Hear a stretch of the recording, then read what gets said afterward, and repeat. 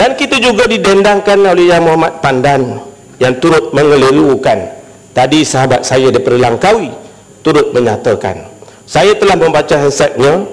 Dia mengatakan setiap hari rakyat Malaysia tanpa mengira siapa mereka membayar sebanyak RM19 sehari secara purata.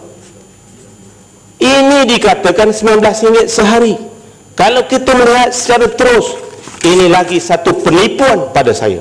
Sebab kalau membayar RM19 sehari, mereka ini membelanjakan sebanyak RM316 sehari perbelanjaan, yang membolehkan jumlah GST RM19 dibayar.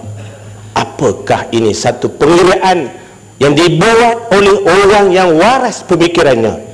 Tidak mungkin rakyat di kampung di Jerantut ini membelanjakan sebanyak RM316 sehari.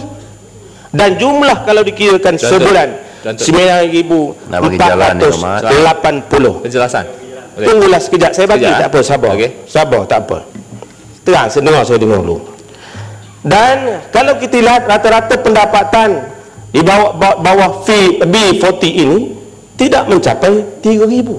Tetapi perkiraan secara langsung yang dibuat RM9,480.